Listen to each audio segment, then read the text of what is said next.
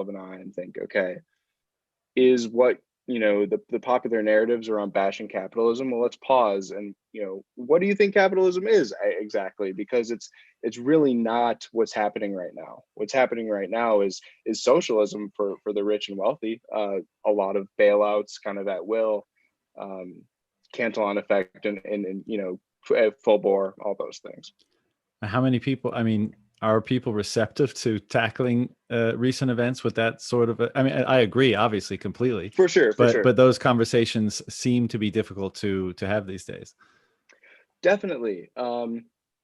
Yeah, and for a variety of reasons. And because people have their own subjective experiences too, and you don't want to discount that when you're really trying to make, an impact with somebody through conversation.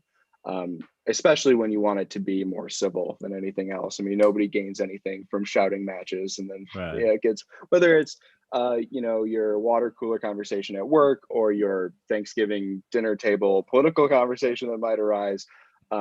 It's tough to kind of take a balanced approach. So I usually try to, if the topic pops up with people, just steer it in the most calm direction I can, and just kind of ask the bigger questions at play that kind of, overall, like, hey, so, and then you start talking about the economy, and most people are just like, I don't want to talk about this anymore. It's boring. I'm like, well, sometimes it's the most boring stuff that over time, can really have an impact on people. And I think we're starting to see that. So yeah, Yeah, it's difficult, but it's all about how you navigate the waters, I guess. totally. And you sound like you come at it from a fairly level-headed approach. But it's so hard because what you realize if you just scratch the surface a little bit in these dinner table or social conversations is, like, as you said, like when you start breaking into the economics and stuff, people are like, I didn't want to go into that much detail. And you're like, but the Mhm. nuance and the detail here is important to understand what's Very going on. important. Yeah. And you scratch the surface a little bit and you find that most people are just like pretty much have purely formed their opinions on the basis of emotion and what's been said in the mainstream media, and Right.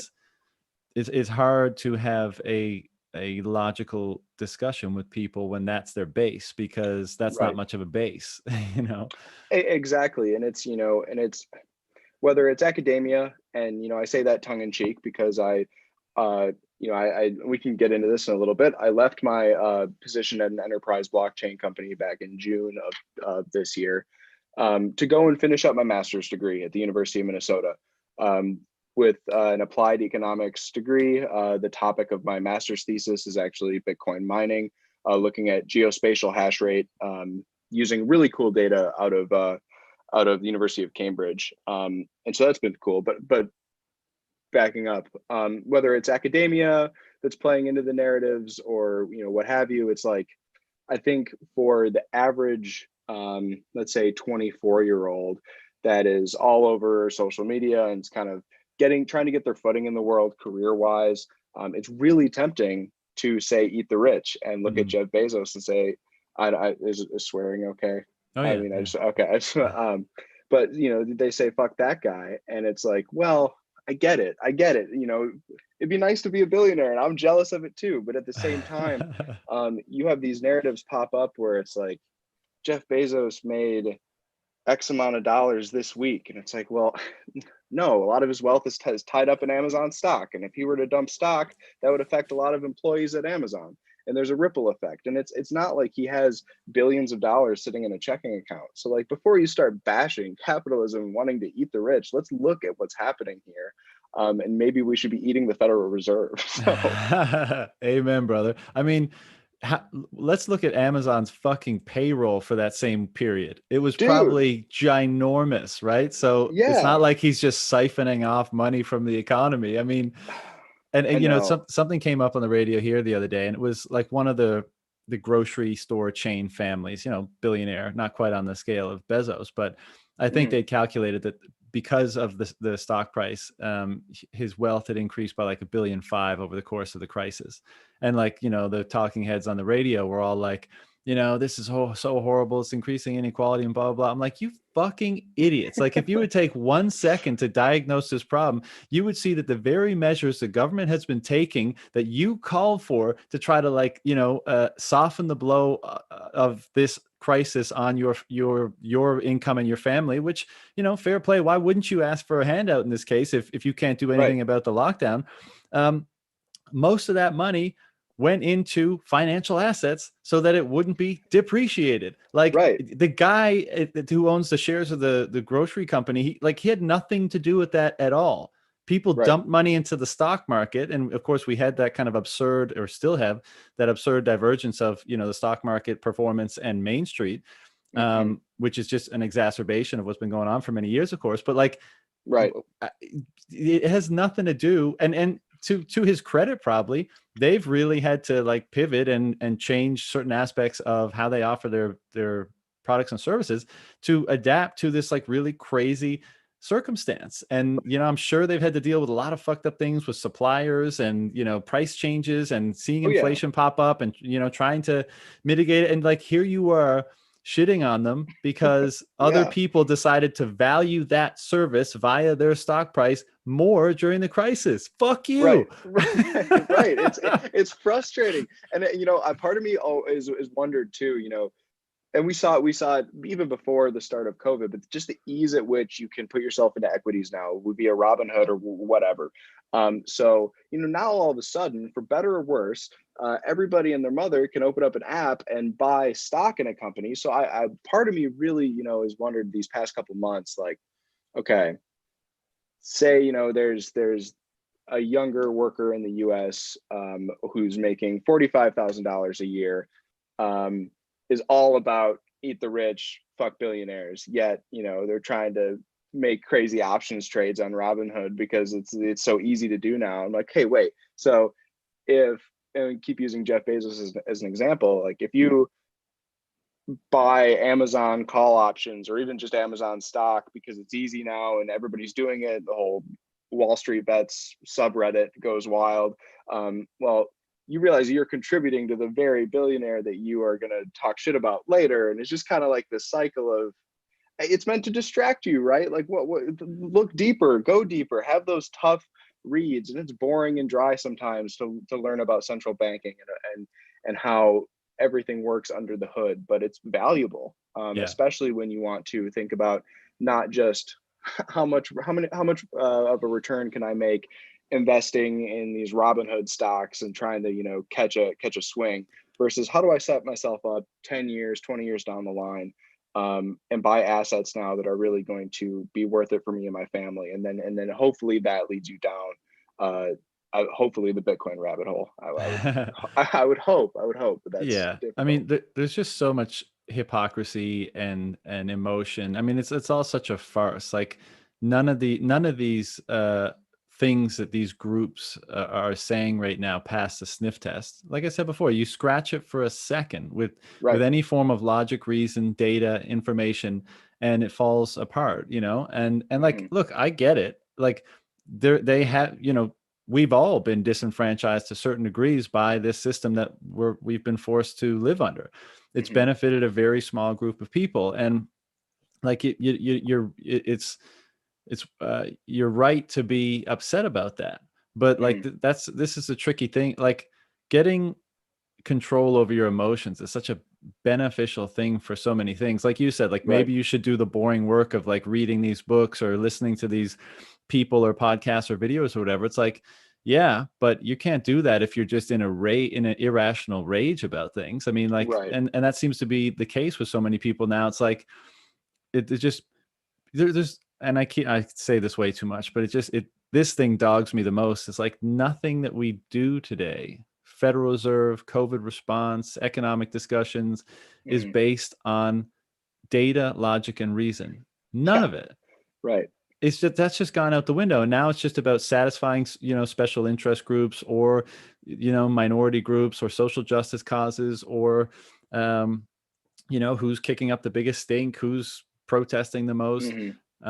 And none of it, again, none of it is like a calm rational Right. discourse about the merits of, or first of all, identifying what the problem is, and then the merits of Mhm. any potential solutions that might address it. Like Right. that ain't happening. Absolutely, and I think, some of those, because some of those social issues, there is signal there, right? But the noise is drowning it out way too much, and that's it. Just it's a bad situation for a lot of people, and it's kind of like it's kind of this cycle of, it's kind of being, you're inflicting it on yourself in most cases. So that's why I appreciate, more so over even the past summer, just the greater Bitcoin community. Because for me, sure, it's fun to, like, if there's a week with just a huge weekly candle, and it's fun to, watch the number go up. But the real impactful stuff for me has been, just the entire culture, and I'm hesitant to say culture, but around low time preference, and approaching things with logic and reason. I was at BitBlock Boom down in Dallas, Nice. at the end of August. It was kick ass. I loved it. Robert Breedlove gave an amazing talk. Masters and Slaves of Money, and it's just, that type of thinking, approaching the world, through that lens. Number go up aside is really helpful, and it's mindful. And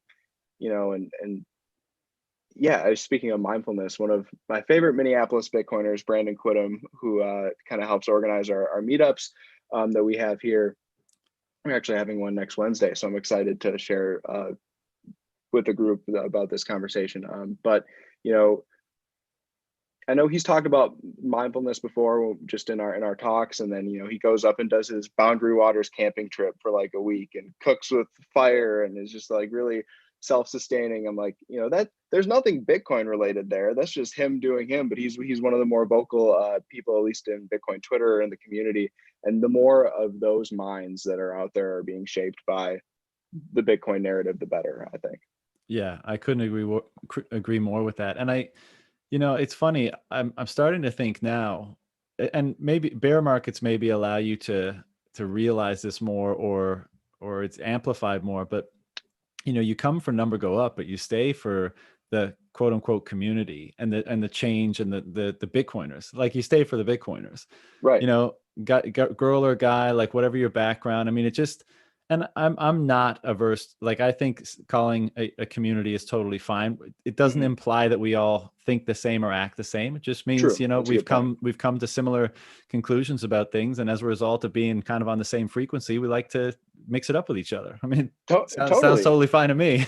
Yeah, and you it's know? very constructive in most cases. And the thing that's so cool is you can kind of make your own Bitcoin rabbit hole, right? If you're a developer, go down that rabbit hole. Go on GitHub and look at the repo and start, uh, maybe reviewing PRs, and if that's your jam.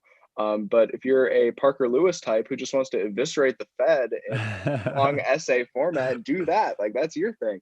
If you are really into remittance payments and want to, help the global South, and you see some crazy things happening in other countries in regards to capital controls, I mean, make that your rabbit hole and go down that road. So it's so much more than just, typing in BTC in the Yahoo Finance and seeing what's up. It's so much more than that, and that's what I'm trying to tell people, whether it's family members or peers or coworkers. And it's just really hard to encapsulate in like a 2-minute elevator pitch, but I'm trying to get there. Yeah, aren't we all? But I spoke with some 2020 noobs last night, right? So Okay. people that just come into the space this year, and we were having a similar conversation, and what we said was, what people I think are starting to realize, certainly Bitcoiners, is like, it's sometimes it seems like we're just mixing it up on Twitter while we wait for price action, and it's Right. just kind of fun and whatever. But what's really happening is this is an economy that's developing. Yeah. And if we really are going to a hyper Bitcoinized world, then at that time, everyone and everything will be transacted in Bitcoin or a layer thereof. Right. Uh, right now, it's just the infancy of that. It doesn't change Yeah. it in nature. Like this is really is an economy, and that's why, like what you just said, and I always support people doing this. Is like whatever your thing is, I'm Hmm. sure it can be related to Bitcoin in some way, shape, or form. Yeah, You know, like you can bring your talents or your enthusiasm or your fuck ups or whatever, you know, and we're starting to see that. And I'm not saying, like, I know most people want to hodl, so it means like there's not a great velocity of money within this economy, but right. whether, you know, you can gain support from this economy, you can, you know, you can make Hmm. connections from this economy, you can join teams, like it's festering, you know. Totally. And it may not be, you may not be able to jump ship right now, like from, you know, what sustains you in the normal world to the Bitcoin economy, but Hmm. it's certainly, I think there's a lot of interest in just having all sorts of people come into this thing and contribute in a way that's genuine and valuable. And like from what we Totally. see right now, you know, we've got lots of little small businesses and projects and some bigger ones popping up. And if they go about it with the right intention and the right approach, they get so much fucking love and support. It's Oh, amazing. totally. I mean, shout out BTC Pay server. That's like one of the Yeah. coolest projects out there. And I mean, and it changes your behavior too, and that's been said ad nauseum, whether it's on your podcast or Stefan or Tales from the Crypt or Peter McCormick. Every like the whole content space is great, but it changes your behavior. It's made me almost surgical with my savings now. I'm like, you start thinking about things differently.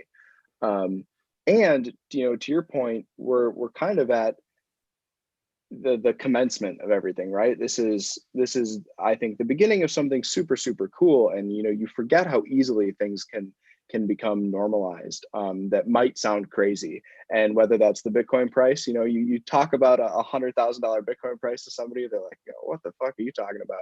I'm like, okay, first of all, when it was trading down to like $300, you talk to somebody then and say it's going to be worth 10K one day, they'd say you're crazy. You juxtapose that with what's happening in the world today. I mean, last year Andrew Yang was all about UBI. That was deemed crazy. What did we get as a result? Of course, of interesting circumstance in the U.S., but we got Trump bucks. We got our money in the mail. So that went from being a crazy idea to being normalized very quickly. The idea of wearing masks in indoor spaces kind of was like, and if you would have said that in January or February, people would have been like, that's a little weird. Got normalized very quickly. So, I don't think Bitcoin's any different. And if yeah, I just think that it could be a very interesting time, and it's really cool to be kind of at the commencement of it all. I think it's awesome. So Oh, that's the it's entire community in that respect is amazing. yeah, it's incredible to be here right now. I mean, you know, if we're at all right about all this, it's going to be so funny to look back and re-listen to some of these conversations and just reflect on being kind of around at the inception of this thing. I mean, it's really amazing. And what you just said, and this kind of idea of the Bitcoin economy drawing people in, and the community, and as you say, like people come in and they begin to, their perspective begins to change. And I know not everyone adopts like a nature loving, meat eating, you know, whatever Right. lifestyle,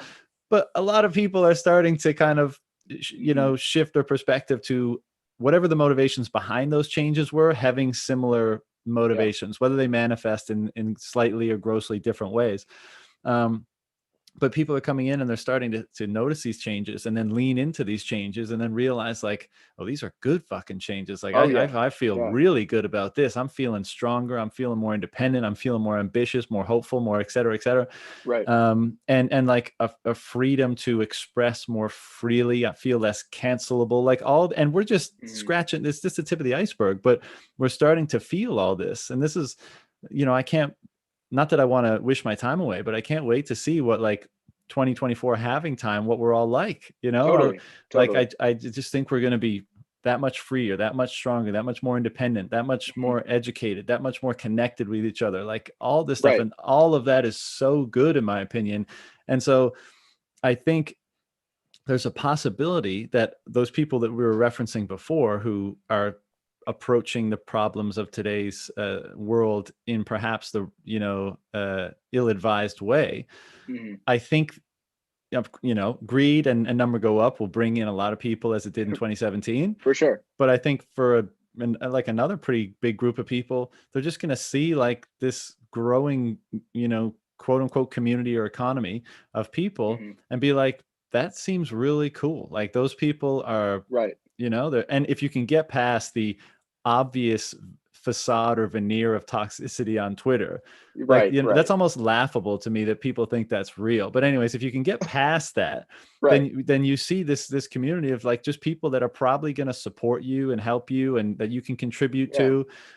And like a lot of people are never going to have had that before, right. and And it's that, it's constructive. Like you're not burning yeah, shit down, you're actually building shit. So I think that will bring in some people too, and hopefully totally. as that economy and community gets bigger, it's just going to suck in more and more people. See, and I think that that's a really good point because I think it's that type of community and support. If you can look past, what's on the surface and maybe the narratives at play about the toxicity. If you can get past that and start looking at the community and finding that support, finding your niche, whatever it might be, as it pertains tangentially to Bitcoin, that I think is what helps create the strong hands, right? Because you get, like you said, a lot of people come in for number go up and greed, right? A lot of people leave for number go down and fear. Right. But I think the seasoned people in the space that have found, whether it's low time preference that inspires you to become more healthy in your day-to-day lifestyle because you want to see your kids grow older or be there in 2045 when Bitcoin is at whatever price or whatever. Those sorts of side benefits of being interested in personal sovereignty, strong property rights, having an asset that's truly yours. I think those little fringe benefits over time really help harden hands. So, the more of that we can get going, the better. So that's why, this retail cycle, this upcoming Davey day trader is going to probably bring in a wave of people. I know Pomp just like recorded with him today, I think. There's going to be some weak hands in that crew, but let's take them in and be like, all right, idiots, here's what's up. here's what you have to start thinking about now. It's not about weekly gains. It's about like it's fuck you money. And I Right. think that whole concept I think really excites people personally because it's provocative, right? But what Yeah. does it truly mean? Well, it means that it's yours and it's not controlled by the state, and you don't have to. Capital One's not going to call you and say, "Did you make this purchase?" Like, yeah, it's my money. That's the coolest thing about it all, I think. Yeah, I think that's the type of branding that resonates with most people. Like if you go down the whole decentralized, open, global, immutable, Oh like people man, will be like, bro, I don't give a fuck. But if you're like, fuck you, like you said, it's provocative, it's enticing. Who doesn't Mhm. want to be able to say in some capacity or domain, fuck you? Like I'm Right. doing my own shit. It's my money. I'm going to do what I want with it. Like, um, and that's kind of why I've thought like, okay, because you're right, kind of what you were talking about before. There's a lot of hodlers, of course, but at the end of the day, money is whether it's my kids spend it one day or my grandkids spend it one day, it's going to be spent. That's kind of what keeps the economy, the circular economy going. But if I'm spending Bitcoin, whatever vendor I'm talking to, whether it's a seller of a car I want one day or something, it's going to be, I'm gonna pay you in UTXOs, and I'm demanding like a 15% discount because this is premium money, right? It's Right. premium collateral. It's a premium reserve asset, which we've had all that excitement about recently. So I'm attaching a premium to it whenever I do part with it, which I might not even do. Who knows? Yeah. Yeah. It's gonna be amazing to see all that play out, and I agree. I mean, I think uh, that's how I will approach it when it comes time to spend it as Mhm. well. But last point on this is like a lot of people came to Bitcoin in 2017 because of the big run, and then I've spoken to a ton of people who came in then and just hung around. They got enough of an exposure to what was at that time comparatively limited content, but they got enough, something hooked them and they stuck around, and then they went down the rabbit hole. Like Mhm. now, if we do go on another big run, or even if we don't, it just the nature of there still being interest in Bitcoin.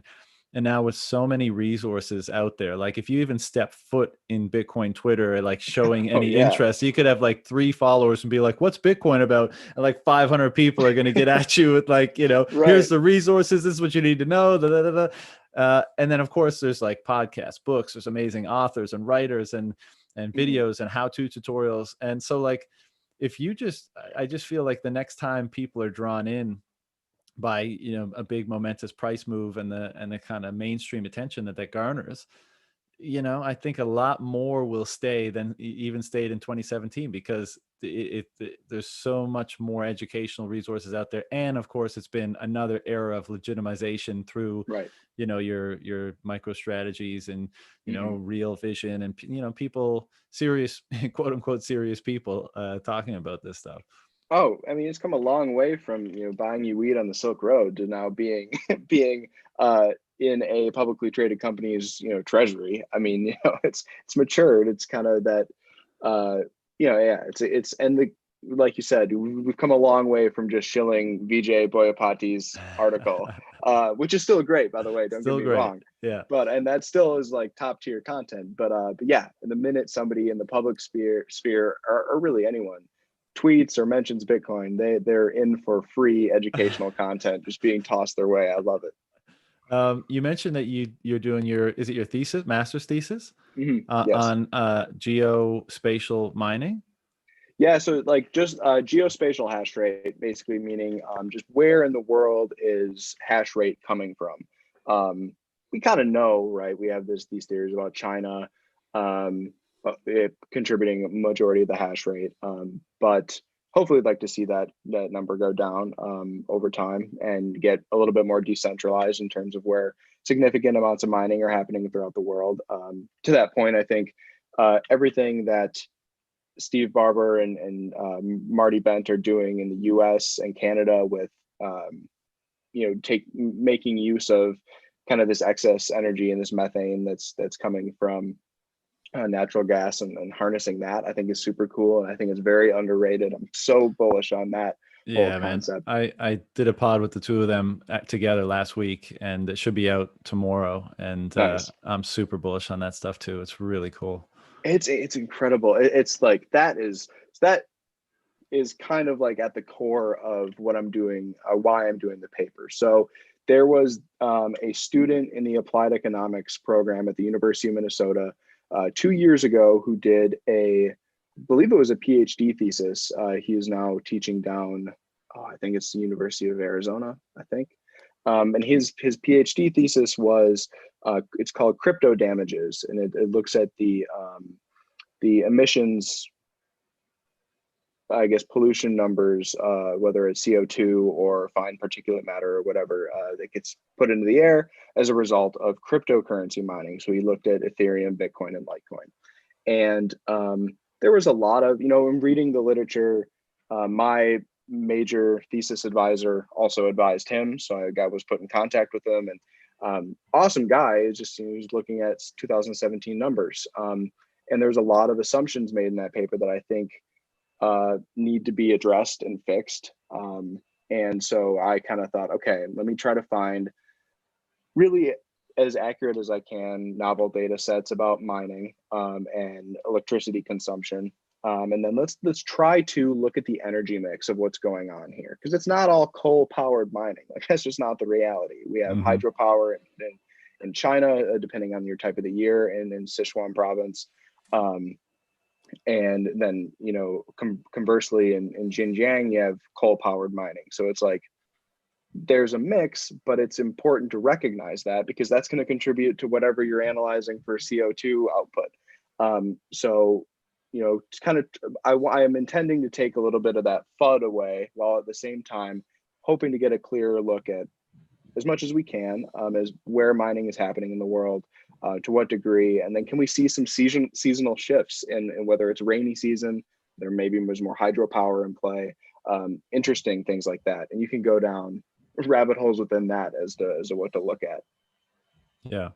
And so when's this going to be done? That is the question. So I left the company I was at June 1st, and then I was like, great, I'm gonna dive into this paper and it's gonna be awesome. Ended up spending a lot of time at my family's cabin in northern Wisconsin and having bonfires and fishing and just like foraging for morel mushrooms and getting my mind right, and just kind of like taking that mindfulness to heart really, and putting myself in a good mental state. But did gather a lot of data and trying to synthesize it as best I can. So my goal is to defend my thesis and complete the degree before December of this year. So it'd be fall 2020 academic semester. I'm hoping to have that done. And really, it's for the credential. I mean, it's for the master's degree. Sure. Professionally, I've been a product manager at a startup. I just joined a healthcare startup to be a customer experience manager. I love working in small teams. So professionally, I found an area where I can make an income and do cool things. Interest wise though, and credibility in the space, because I'd really like to start writing long form essays on different things. I think the degree, I already took out a loan for it, so fuck it. Like might as well finish it up. Might be forgiven. There you go. Right.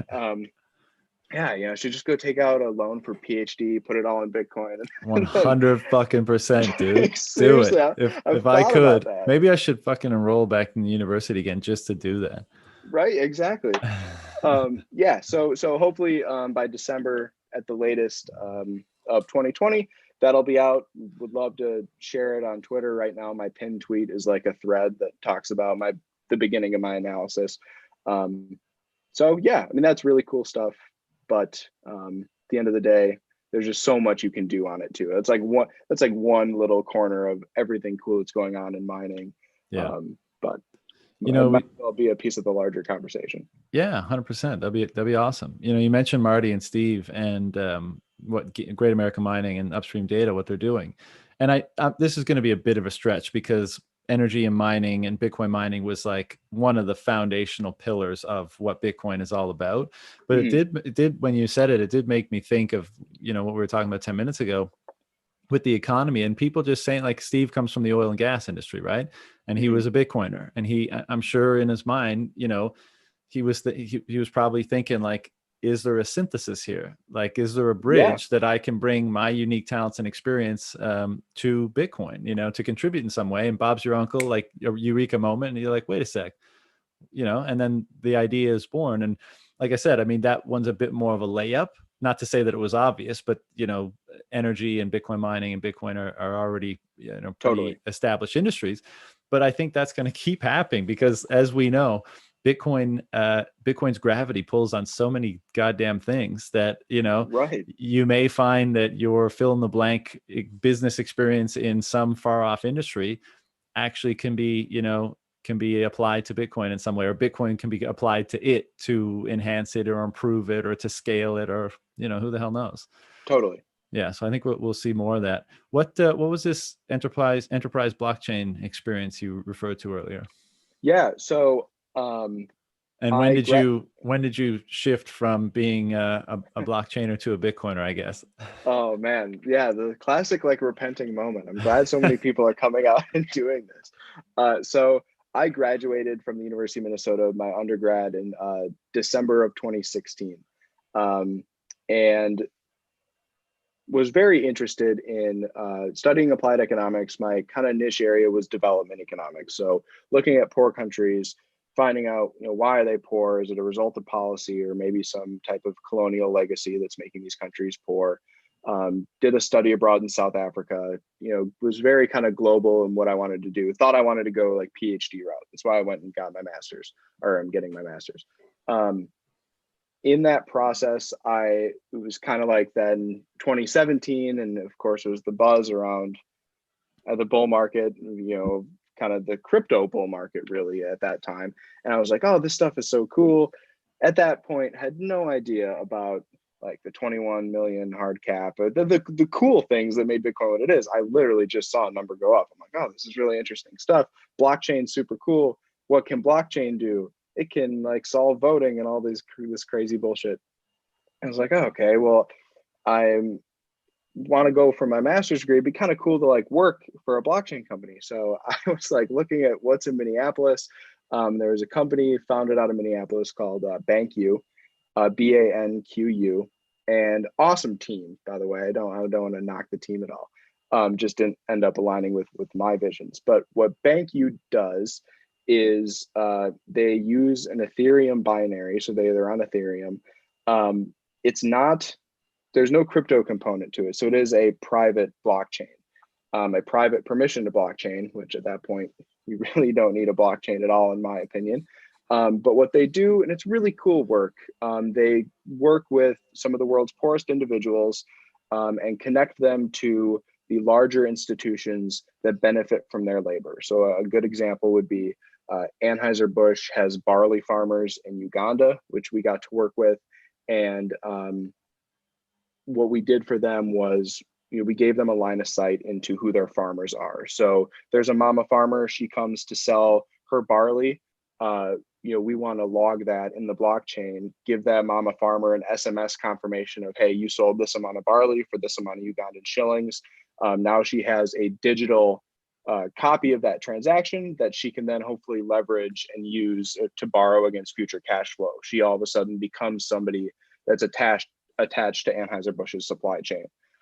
That was kind of the underlying theory, is like, let's help connect these really disadvantaged people to the formal banking sector by connecting them to brands, or if they're refugees, these like refugee nonprofits, NGOs, as best we can to like legitimize their existence basically financially. If that makes sense. I know it's kind of like a lot of words. Yeah, I get it. Yeah, it was a cool company, really, really awesome. I mean, the CEO he does God's work, man. He really cares about these people. Gave me incredible experience as like a young guy out of school as to how to work for a software company, blockchain stuff aside, how to talk to a development team, how to, translate what our developers are saying into something that our business development team can go sell. That it was really, really cool. It made me a pretty well-rounded person for the workforce. But I did have my kind of, come to religion moment as I'm like looking at all this and like, do we really need a blockchain for this? And then this is like 2019 March, Bitcoin is like really low in price. I think it dipped into like the it was like 3,900. I'm like, this might be a good time to like, just buckle up and like kind of go into Bitcoin more than I had been at that point. And decided to make that bet. And of course, it's pretty common that once you do that, now you're incentivized to learn about it as much as you can. And that's when I really started to, like, I have a framed copy of the white paper like hanging up on my wall right now. That's when I Nice. started to do like, read the white paper, read whatever, Nick Carter's long articles he was putting out, Vijay Boyapati's seminal article, all these things, listening to Tales from the Crypt, trying to get like, into it. I'm like, what is this? This is crazy. This is really cool. And the more that I got sucked into that, the more I was just treating my job as like, we're a software company, that's cool. The blockchain stuff, in my opinion, is bullshit. And then it was really during quarantine of this year, I kind of thought, you know what? For a number of reasons, I'm just going to go get my mind right. Hopefully, contribute to Bitcoin more than I have in the past, whether it's submitting a PR to BTC Pay or something like that. I just want to immerse myself in that a little bit more. Mm-hmm. That's really cool, man. And again, speaks to how people become so motivated to contribute in some way, Totally. and whatever, whatever their capacity is. But, right. So 2019, March, and is the company that you were working for, is that still a going concern? The enterprise blockchain place, BankU? Like, is it a going concern now, or? Yeah. Are they still around? They're still around. I mean, I had a beer a couple weeks ago with my old coworker. I mean, they're doing what they can. Startup grinds are tough, right? You got to go out and sell, and it's a SaaS company, so SaaS pricing is difficult to work out. I mean, they really approach it from, I mean, they're a software as a service company. They just so happen to use Ethereum instead of like NoSQL and Postgres or something. So, I think they've taken a lot of blockchain out of the marketing materials and stuff. It just is not as in vogue anymore.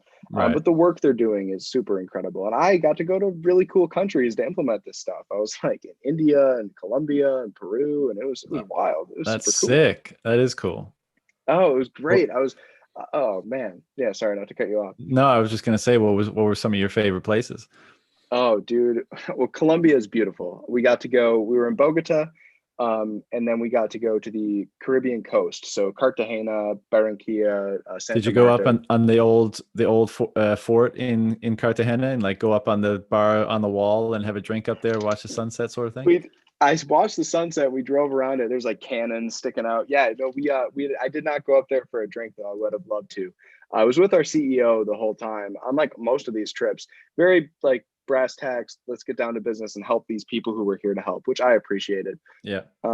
But man, one time I was on this train from Delhi, India, to a border city called Ganganagar, which is on almost near the Pakistan border.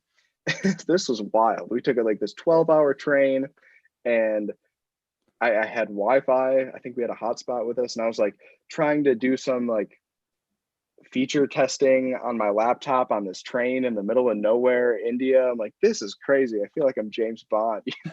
This is awesome. So that was cool. Yeah, crazy experiences. But then we were in Delhi. We didn't go to the Taj Mahal or anything. We were there to help people, help farmers, help these people who really are brilliant and some of the hardest working people in the world. They don't get enough credit. So Yeah.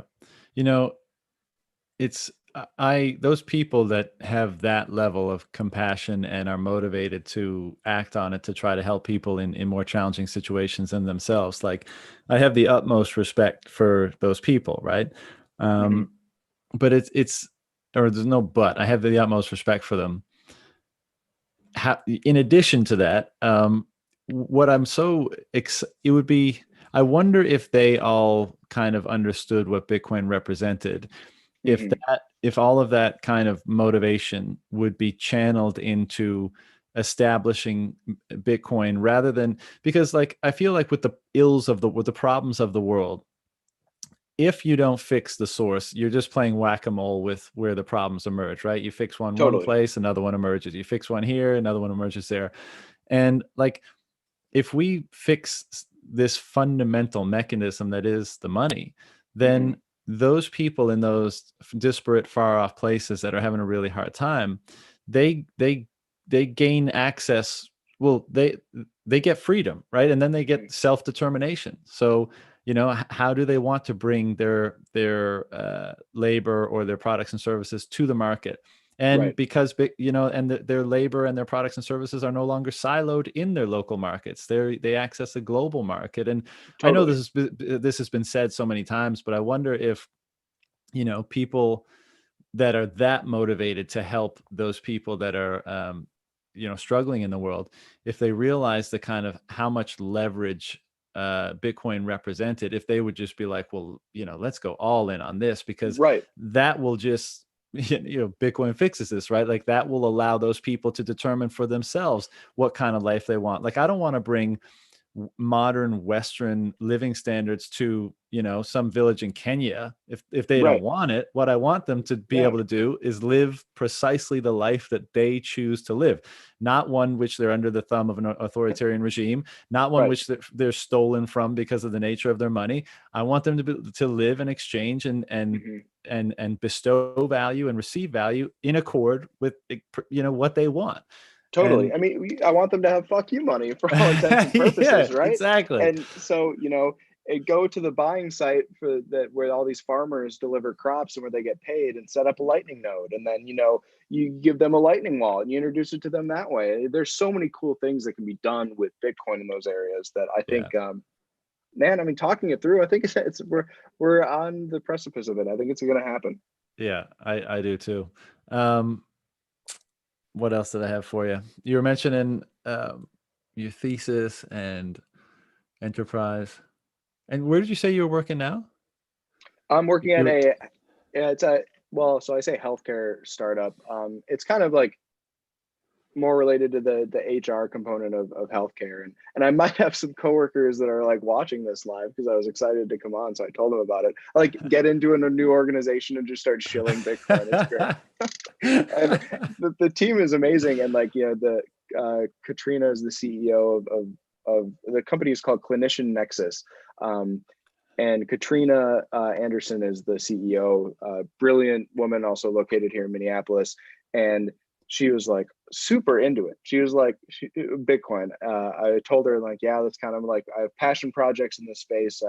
I run a BTC Pay server. I'm a third party host, and I'm trying to work all that out. And she was like, tell me more about Bitcoin. And I like loved like the interest. And she's like, people, because I'm a tech CEO, people think I like might know these things, and I want to know more about it. I'm like, oh, this is perfect.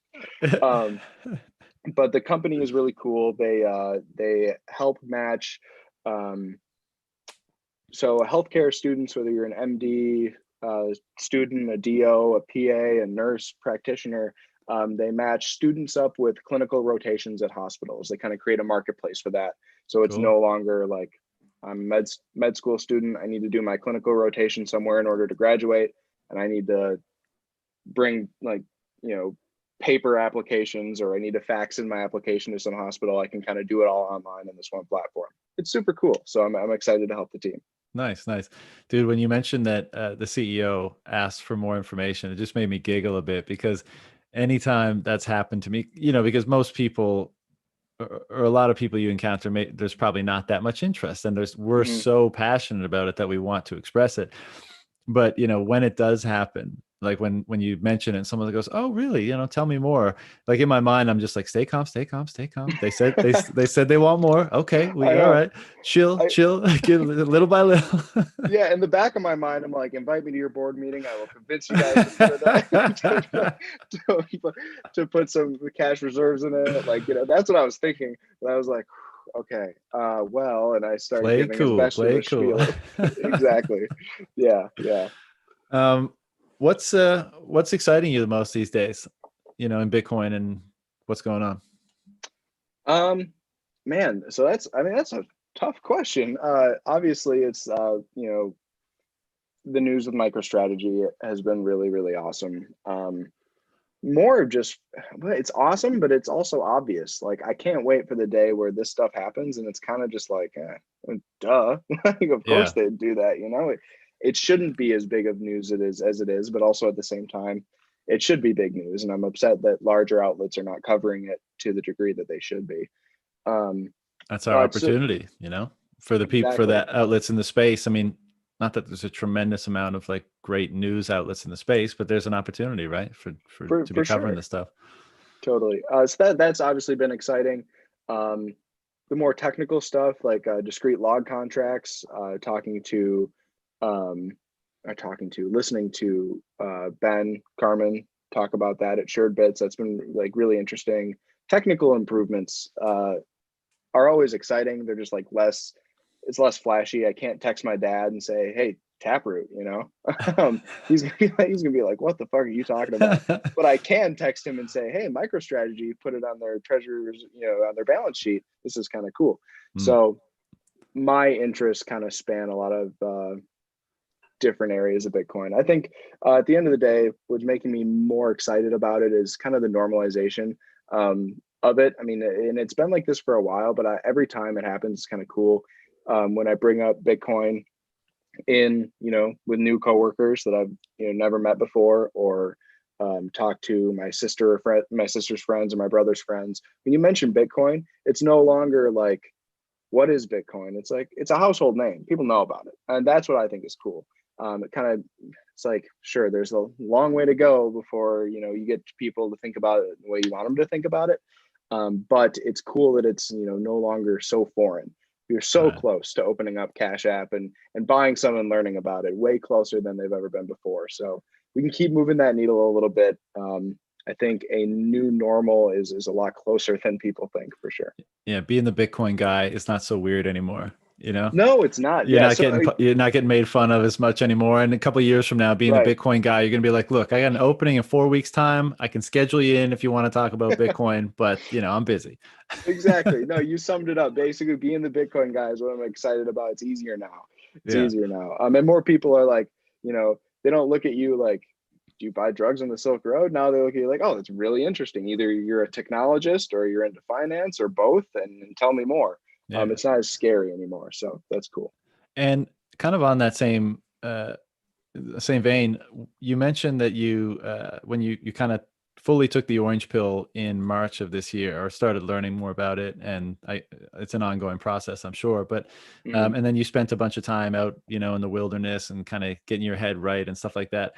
Hmm. Um, this is another common attribute that we touched on before, but in being perceived as like we just said, that being the Bitcoin guy is not as weird anymore.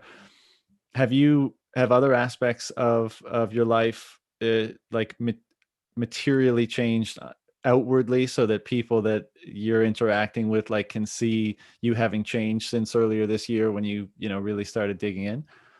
Oh, that's a really good question. And that, it's tough for me to answer being me. I'd like to say, yeah, most people would say I'm like way more fit now. And way, just approach life from just a better perspective. You know, I don't know. That's a very good question. I'm not sure if I'd be able to even answer that. You might have to get my roommates on the horn for that one, or my brother or something. Um, I would say maybe in the form of being prudent with finances, or that kind of surgical savings behavior before. Mm. Because getting a job out of school and working at a startup, sweet, and then you want to go like drop money on stuff. But now it's kind of like, fine, I'll only get DoorDash if I can buy it through Fold and like get Bitcoin back at the same time. Like, so Otherwise, I'm fasting. yeah, yeah, exactly. No shit. That's seriously it. It's like, otherwise I'm just gonna, not eat till 3. But it's not for diet purposes. I just really want to like buy Bitcoin this week. So yeah, I would say savings behavior, and then just general conversations now. I feel like I'm more in tune with a lot of interesting things that are happening from a macro perspective. Being interested in economics, all that stuff was not really lost on me. I was kind of that boring type of behavior when I was even an undergrad in school. But now I think I approach it more from like a critical lens, instead of being in awe of. I mean, Minneapolis Federal Reserve and Neil Cash right down the road. Used to kind of think of them as like, that they're God and whatever they say goes. And now I'm like, you know what? That's all like, oh, let's really look at this, and dig deeper. And I try to bring that up in conversations with people. Right. So maybe from that outside view, yeah, I kind of talk about interesting stuff more often. And internally, has it, how much, I'm sure it has to some degree, how much has it impacted your worldview or your perspective on other things? Like, we Mhm. touched on kind of diet and lifestyle before, but on politics, Totally. on philosophy, on the future, on ambition, on, like, how has it, again, we talk about this orange pill and its many effects, you Hmm. know, you've obviously talked about impact on spending behavior, but, has it change your perspective in other ways, just kind of how you look out at the world? Yeah, I think I guess, is there something on my screen? Am I blurry or something? No, I'm blurry, so I'm trying to refocus my camera. You can go ahead. No, Okay. nobody can see me when you're talking. Oh, good. Well, that makes me feel better. I'm like so nervous to listen back to this. Like, I hate the sound of my voice on audio. Everybody does, dude. Don't worry about it. If the Crypto Voices host is just like, he's got that deep voice, like, oh, I wish I had that. No, so internally though, to this point, actually, there's a gentleman in our Minneapolis Bitcoiners meetup. His name is Mark. I don't know his last name, which is probably bad. I could check like our Telegram group, but he has a really interesting Medium post. Um, Mark he's a Stefani. possibly, yeah, He's a physician. yeah. Has he been on here before? Yeah, I talked to him. Yeah. Yeah, Yeah, he's great. So he had that Medium post about, and kind of intertwined, health with Bitcoin, and kind of what does a low time preference mean in the context of your body, and what you do now impacts you down the road. So internally, I've definitely taken more of that into perspective too. So whether it's trying to hit 30 miles a week running, in addition to, working out, and making sure that you do that when you don't want to do that. That's when it matters. That's when you're building your brain instead of your body. Um, exactly. and doing those activities with the end goal of, I'm 25 right now. I'll dox my age. I'm 25 right now. I don't want this. This is the kind of like the the physical peak is kind of like the narrative. We're like, well, I'm not 25 anymore. Well, I mean, I want to be at my physical peak when I'm 35 and when I'm 45. Like it should be, you should be excited to want to get to those, you know, to me, that's 35. Shit, that's 10 years I have to run and hopefully complete a marathon and, you know, build my body up in a way Bro, that's, this is yeah, 35 right here, baby. there you go. Exactly. You know, like there's so many steaks I want to eat between now and 35. It's ridiculous. So that low time preference thinking and as it relates to your health. And you know, I don't have children yet, but one day when I do, you know, I want to be the fit, fun dad. I want to be there for them and provide for my children. You know, sometimes I look at my UTXO set, I'm like, this isn't big enough because you know what happens when I have 4 kids one day.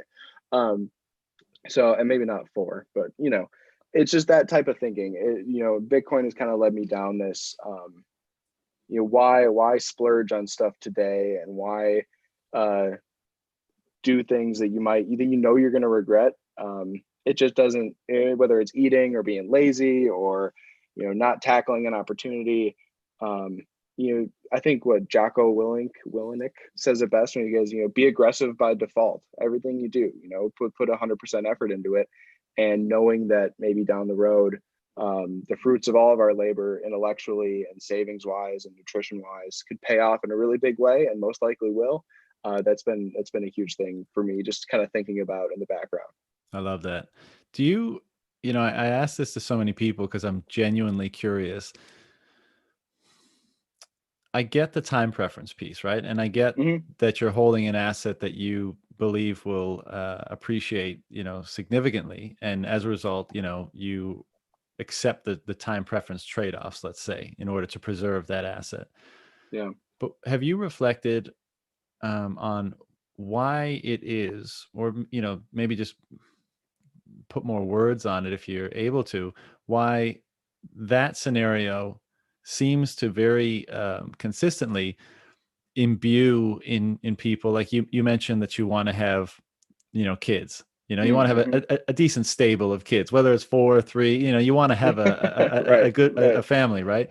And you want to be there and strong for them and capable of engaging with them in whatever way they may want, and that, you know, so that you guys Mm-hmm. can, you know, live a great, happy, you know, strong family life. Right. And I know some people are more feel that way more by default. But I think in our era and our generation, it's definitely less so. Like when I Oh was yeah. when I was growing up, like very few of, and I lived abroad for a long time, and I guess being an expat, kind of you self-select for not wanting like the settle down thing, because naturally you left your home country and you traveled and whatever, you're in a foreign land.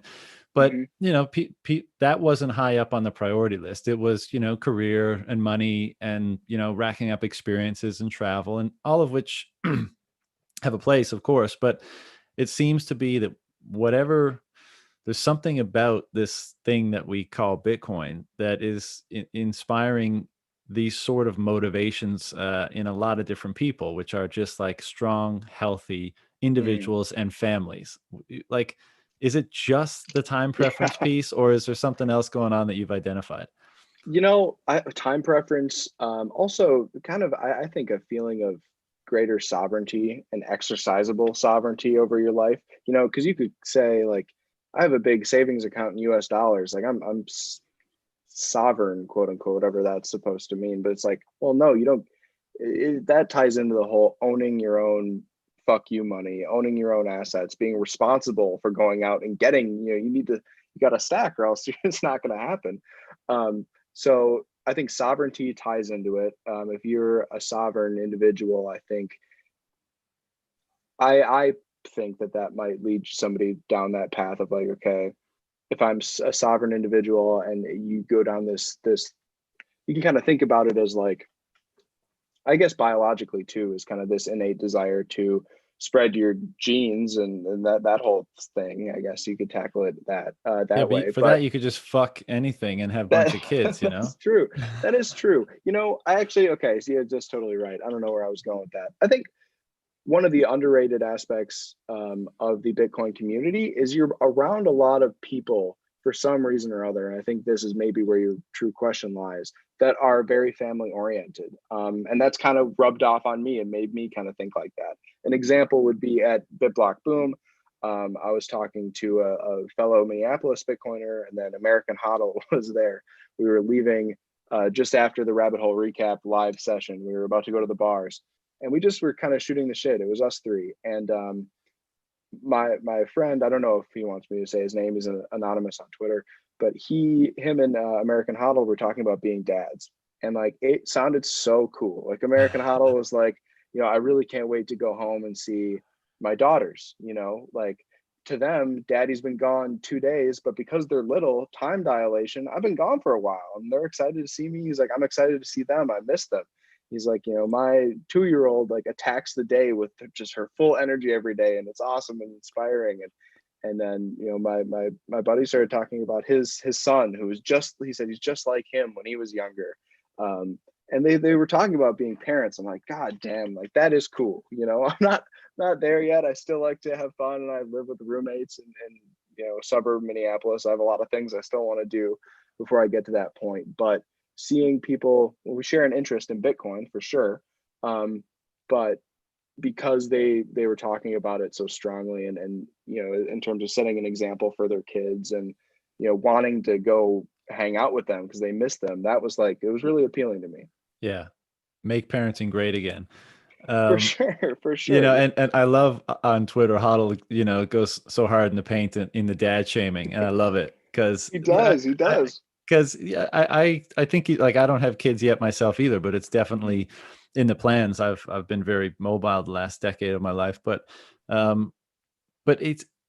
think that's a great thing that people are being more inspired for that. And I think you touched on it, like it's got to have something to do with just feeling the strength of the primary foundation, which is like that which allows you to survive, which is like money, right? So that allows everything else to happen. If that's rock solid, then I think you just naturally, and you mentioned whether it's like kind of through the perspective or philosophy of sovereignty, and obviously the time preference piece and the opportunity cost of the present and the future, and like maybe all together, it just makes you want to stack solid foundation over solid foundation. So okay, I got my money is solid as fuck. All right, I want to make sure my health is on point so that I'm if I have the maximum optionality with my money because it's so solid, right? It can't be censored, it can be transferred, I can take it with me, et cetera, et cetera. I want the maximum like kind of solid and the highest degree of optionality with my body. I want to be healthy. I want to be able to adapt to circumstances. I want to be able to play with, whomever. Okay. And then I want, the strongest family possible. I want like, a wife I love, kids that I have enough time and to give attention to them and to really foster, who they are and who they can become. And maybe it's like, I know we're missing something there because this is a phenomenon I think we'll only really get clarity on in hindsight, but something around those things where you're just, you're stacking this super strong foundation of optionality, one on top of the other. And I think it becomes almost addicting because as you stack them, you're like, wow, this is this tremendous feeling of joy, of freedom, of, whatever the fuck else. That's true. And it's a morbid thing to think about, but everybody passes away and everybody dies, and you kind of think like being immortal would be cool. Well, what's the best way that we can become immortal now? And getting cosmic a little bit, as Marty Bent would say, but it's the best way you can become immortal is if you do something in your life that's worth sharing and handing down to others and teaching others 100 200 years from now. And if you have children to kind of if you stack those solid foundation after solid foundation, I think that is the beginnings of a legacy that can then be spread by children that you have. So I think maybe there's kind of an innate desire to have children and have them help preserve your legacy and make you quote unquote immortal in that respect, if that makes sense at all. It totally makes sense. And just to piggyback on that and to continue being cosmic, I think that, in our lives, we have many different objectives, right? Roof over our head, maybe some career objectives, family, et cetera. But like one of them, at least for me, is kind of this perpetual, never-ending pursuit of understanding myself better, and understanding how I should exist in the world, and you keep refining and you do it through all sorts of different experiences. But what, like the more you do that, I feel like the more, well, if you're doing it correctly, and if you'll make mistakes along the way, but punchline is, I think the more you do that, the more you come to a more refined understanding of the kind of truth of who you are. And I True, think for some of sure. them are universal, like for everyone, and some of them might be more individual to specifically, the manifestation that is you as an individual.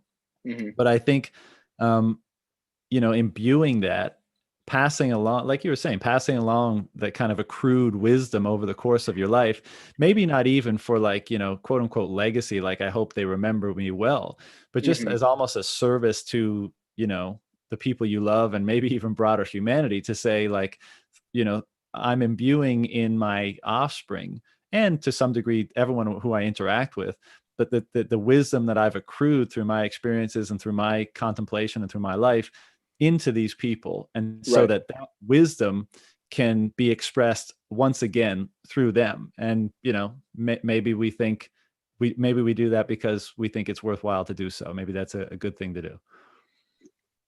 I know what I'm going to be thinking about tonight. This is going to be like swirling in my mind. I'm like, wow, that this is worthy of a whole, like, essay for sure. Um, and don't get me wrong. I mean, it's different people's lifestyles and stuff. I mean, I can tell you that the single childless Bitcoiner Citadel is going to party way harder than the family ones. So Totally. And we'll probably vacation there every now and then, right? exactly, Leave yeah. the kids at home, we get a babysitter, and fucking go to the party Citadel for a few days. Exactly.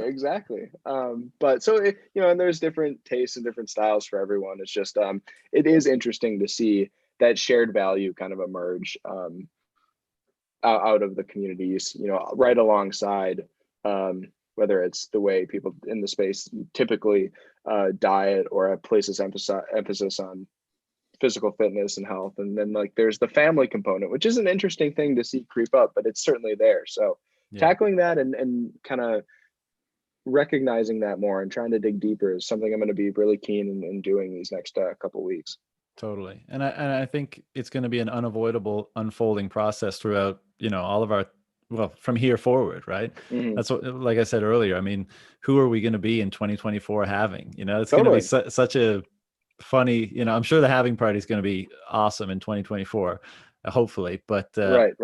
I feel like we're all going to be, reasonably different from the way we are today. Totally. And it'd be cool, and how 20 years or so, if my son or daughter could be like, damn, my dad was a fucking baller. Like, he was ahead of the curve here. Oh, This is dude, crazy we're cool. we're we're already fucking legends forever. If we're right, It's if true. we're right about this, our kids are gonna think we're the coolest shit ever. That we I know. we were the ones that saw this early. Right. So there's that little selfish part of me that's like, I just want to be a cool as shit dad. Like, be like the absolute shit. Like, yeah, of course I was there in those days thinking about all this crazy stuff. I'm totally with you, man. That's not beyond me at all. I have a nice little ego that I like to get stroked every now and then, and I have no damn problem with Hey, don't it. we all? Don't we all though? I mean, that's one of the cooler things about life, is you can do that. I mean, I'm not ashamed of it. Yeah, me neither. Well, man, this has been a super fun conversation. Before we close it down, do you have anything else you wanted to bring up or discuss or direct people or anything else to say? Yeah, I mean, first of all, thanks for having me on. This Bitcoiners in the Wild segment, super cool. I like would love to go on more podcasts just to talk to the hosts. I mean, I got to meet Marty and Matt in Dallas, and they're cool dudes. I actually mixed the sound intro for Tales from the Crypt. So that, Oh, like, really? intro they have, yeah, I The mixed it up on one, the one like where it's, excerpts from news clips of. Yeah, it's the CNBC clip. I cut it up and put it to Tales from the Crypt music in like February and sent it to him. I'm like, you guys should use this. Sick. So Nice work. they're Nice work. I know that, thank you. It was so cool they actually used it. So I got to talk to them in Dallas. But it's cool to actually jump on a podcast and talk to one of the awesome content creators in the space that I've been following for a while. So really, thanks to you. If people want to follow me, I guess, it makes me put some pressure on to actually start putting out cooler content, whether it's about the degree, the mining research stuff, or I really have been thinking more and more about getting into writing some essays on cool topics. So if Do it. people want to follow me, I'm on Twitter at clockwork under dash prior. Um, that Origin of that handle. that's like a whole other podcast. Um, yeah. So in short, I like to think of it as I continue to try as best I can to update my priors like clockwork. Don't have an opinion and set it in stone. Always think, there's nuance to everything, and there's continuously added nuance. You should always kind of go back to the things you think and readjust them from time to time. Very interesting. Very cool. Well, Yeah. dude, yeah, like I said, it's been super fun. I can't wait till we get the chance to do this again, either another Zoom call or hopefully in person in the not too distant future. But Yeah, yeah, good absolutely. luck finishing up the master's program, and be well. We'll talk soon. Thanks, man. I really appreciate you having me on. Have a good one. All right, brother. Take care.